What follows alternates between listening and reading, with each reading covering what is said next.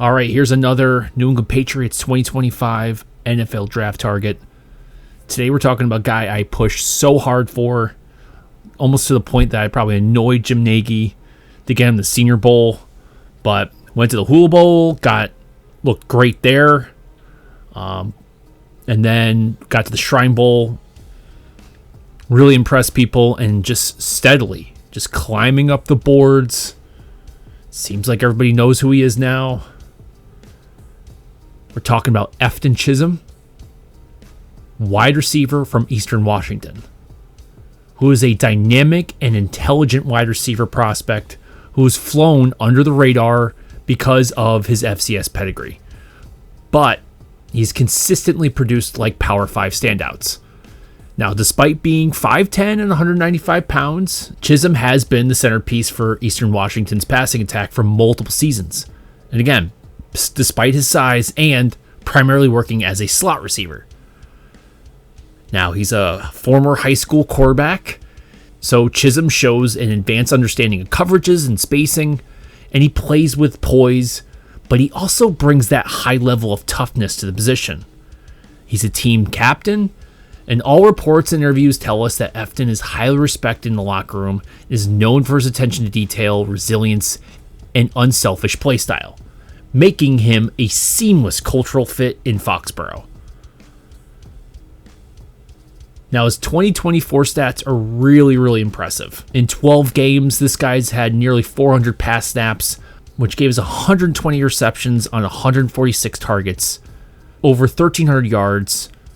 That is nearly 11 yards per reception and 13 TDs. Now, Chism may not wow with the freakish measurables, but his agility and start-stop quickness and efficiency in his breaks suggest he is an elite short area movement wide receiver.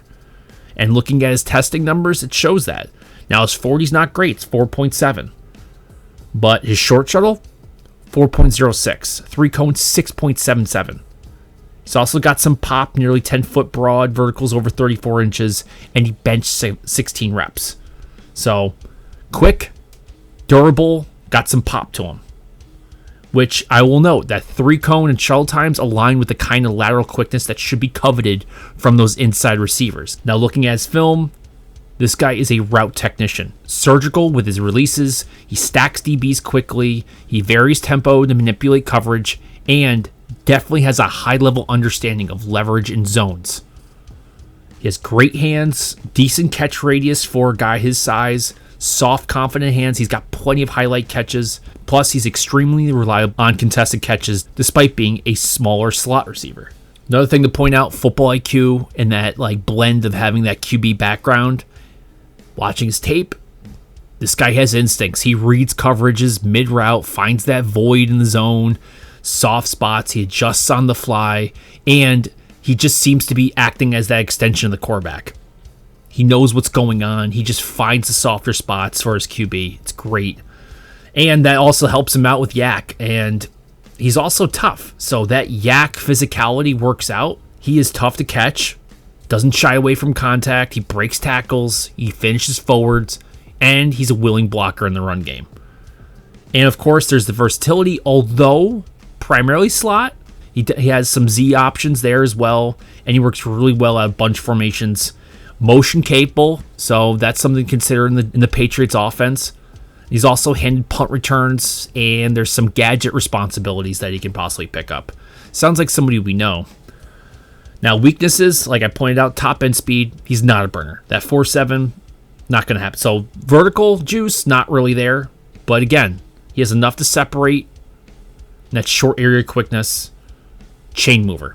The other thing, small school adjustment. He's an FCS guy. Making that next step to the NFL. NFL DBs are probably going to give him a little bit of trouble, but that's understandable. And of course, limited size and length. Yes, he's a slot dude. That's just what it is. He's got elite physical traits for what you want him to do, but that's about it. None of those weaknesses have really stopped him. I mean, he's got great hands, really low drop rate, good contested catches, target share is ridiculous, lots of broken tackles.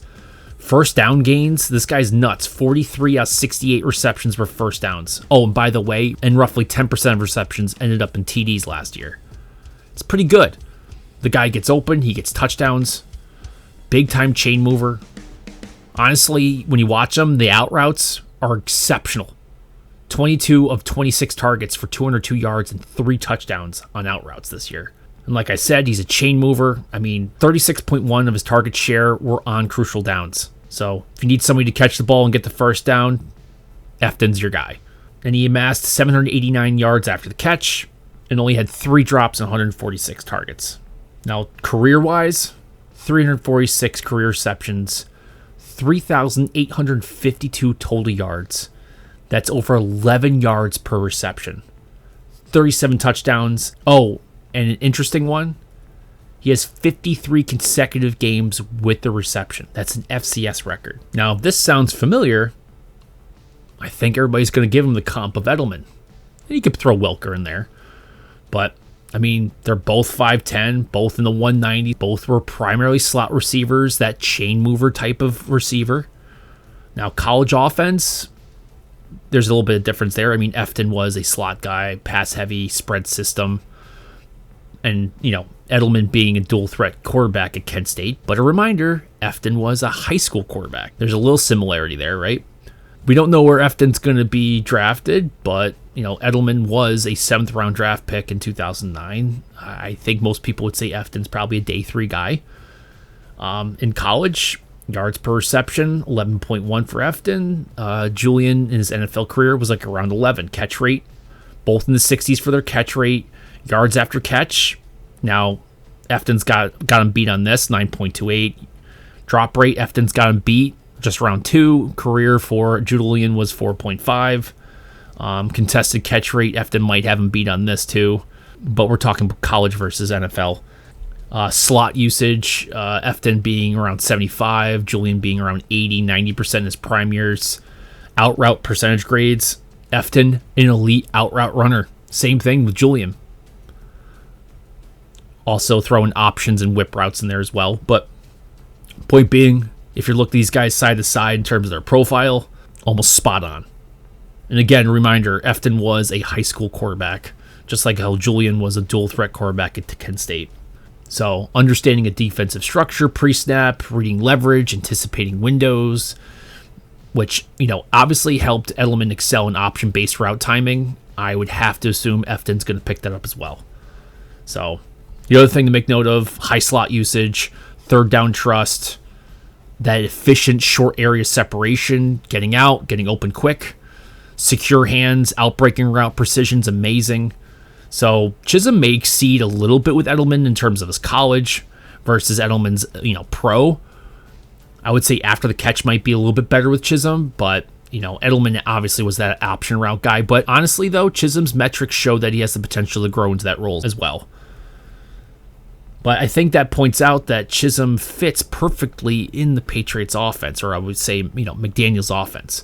Quick game offenses, you can use them in spread and empty if you wanted to. He'd also work in like a wide receiver mesh or pivot heavy system.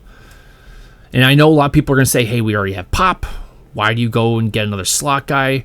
Well, yeah, they are similar. I mean, they are third down targets to a certain extent. They both have, you know, really good route strengths and like crossers, whips, like mesh outs, slants, quick outs, you know, things that both of them, because they're so great at getting separation really quickly. They have very twitchy receivers. But I see Pop as kind of like probably more of a motion Z wide receiver in the McDaniel's offense, where I definitely see Efton as a slot. I think they both can play both options. But I think the one thing about Pop is having Pop on the field gives you those really good jet sweeps, orbit motions in the bubbles, mesh crossers if you're throwing that, return or some sort of whip routes, speed outs, what's the other one? Deep over or sail concepts. Corner pivots are great options. Any sort of slant glances, which can actually kind of allow DeMario and Efton to be on the field at the same time. Because you have two guys that can just easily find space, and if they have it, they both have decent yak capabilities. So I think Efton should probably be on the Patriots' radar. Where would they get him? You know, probably with one of those 6th or 7th round picks now. Excellent day 3 value if you can possibly get him there.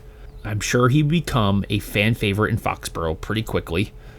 Where would he be? He'd probably like wide receiver 5 with some special teams the first year, and possibly in a year or two get up to that wide receiver, get that slot starter role.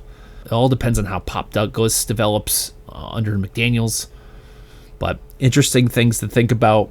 I really don't think he'd be redundant.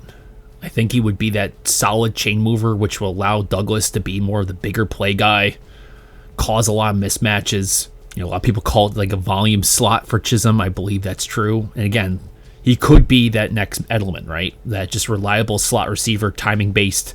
I know he's going to be there. I know he's going to be open. Just keep moving the chains. And then every once in a while, look for the big play, right? I think that'll really open the offense up. Anyway, what do you guys think of Efton? Do you think the Patriots should go after him? If so, when? Let me know in the comment section below. If you guys like this content, please like and subscribe. And as always, thanks for watching.